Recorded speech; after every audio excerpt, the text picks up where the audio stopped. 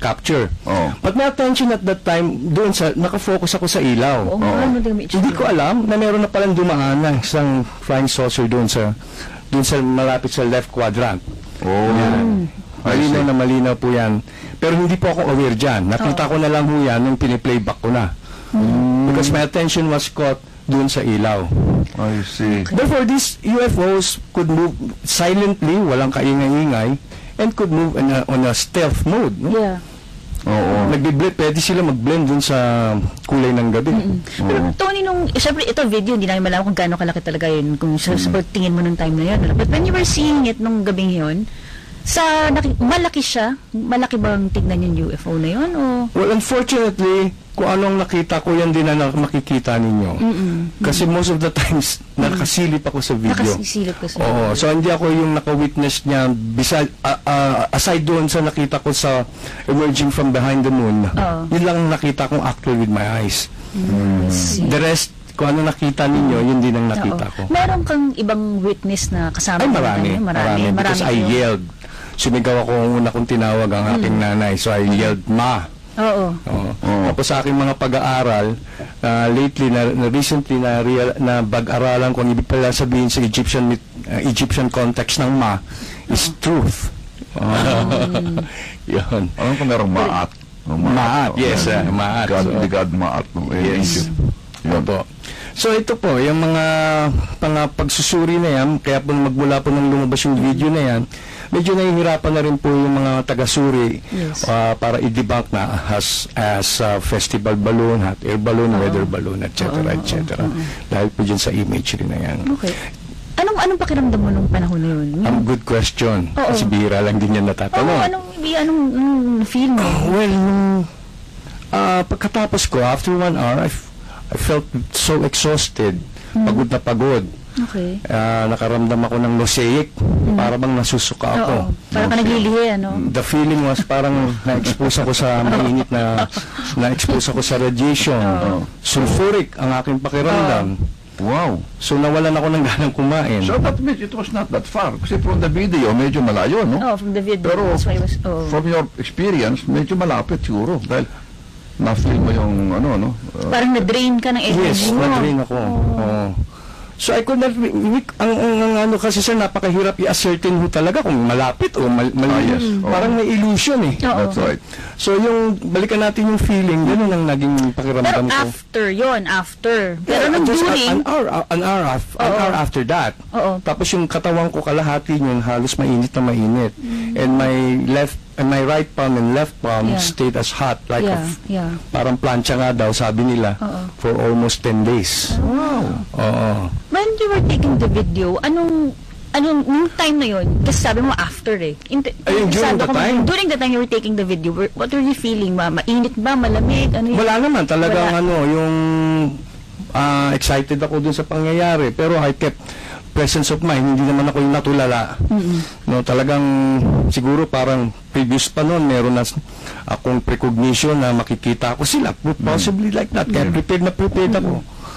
Kinukulan ko lang sila, Alam mo, Charmaine, what is significant about this, yung kanyang video? Yes. Several things. One is that it is more than a minute. I think it took mga 15 minutes total, di ba? Almost 30 minutes, sir. Almost. Wow. Yan. Kasi usually, yung mga sites ganyan, seconds lang yan. Wala, Pero this one, sabi nga niya, akala ko dati 15 ang matanda ko, more than 15 pala minutes. So ito yung first na encounter ko na katagal ang nakuha.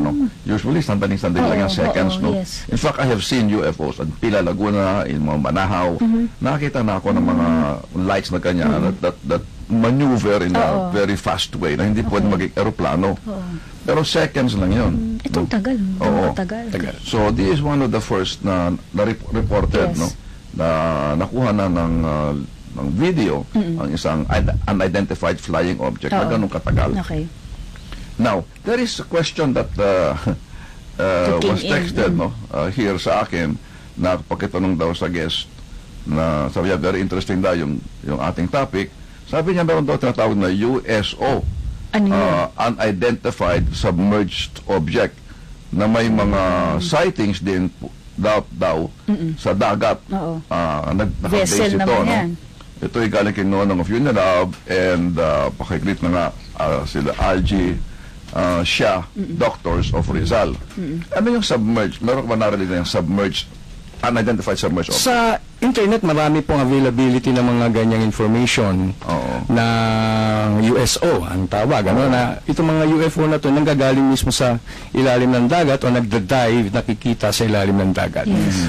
Recently, meron mo akong nakausap na isa siyang American serviceman. Oo. Ang kanyang pangalan ay si James Lowe. Pero siya ay nakabase na ngayon, nakatira na siya sa Bolinao, Pangasinan. I see. Sabi niya, nung nasa serbisyo pa sila, madalas na nakakakita ng USO na nagda-dive somewhere dito sa Subic area. Wow. Okay. I've heard about this. There are some from the air, magka-submerge. Tapos matagal-tagal bago sila mag-surface ulit. High-tech ang vessel nila. Imagine mo, from the air to the sea, and it goes up. Ano? Doon, In fact, there are several theories. There are several types daw of UFO. Yung iba galing sa other planets. Yes. Pero daw meron galing naman sa inner core ng Earth, yung sa middle. Yung, kasi daw hollow daw yung Earth. That's the hollow theory. No? Yeah. I don't know how true that is. Pero meron theory dyan na doon daw nanggagaling yung ibang mga... From the center of the Earth. Oo. Naggaling niya sa Earth yan. so ito yung mga twice or thrice na nila itong napansin. Nandito pa yung mga naval base noon. So ito yung mga young story. Recently, year 2010, sa Iloilo, may napansin din silang ganun. Pero ang nakita nila is parang bangka, napalutang-lutang, walang ilaw. So, On the water. On the water, Nasa water. at bigla na lang ito nawala. Bigla na lang itong nawala. Pero bago ito nawala, meron pang mga naging episodes na nagkaroon ng phenomenon sa taas. At may nakita silang parang shooting star na kulay pula. Bago nawala yung barko na yun. Barko ang ano nila description. So Malaki, pero walang ilaw. Palutang-lutang. At ito rin yung panahon na nabalita na merong mga bumisitang mga aliens doon sa Iloilo noong year 2010 sa Lalawigan, San Joaquin. So, itong mga USO na to, hindi lang dito sa ating bansa ngayon, hindi lang UFO, kundi may mga salaysay dito sa ating bansa na nararanasan o naka-experience ng ganitong hindi lang pala upo, meron ding uso. May uso. Usong-uso. Okay. Yung may mga tanong dito, no? Masok kay lang siya. Okay. Ito pareho tayo. Kung bang frequent UFO sightings have anything to do with ascension, pareho tayo?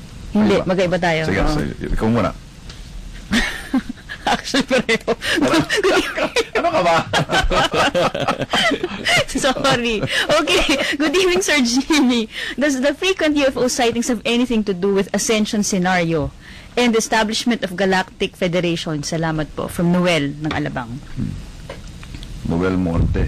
Noel Monte. Well, napakaganda ng katanungan tungkol dun sa ascension scenario. At alam po natin siguro na ang mga UFO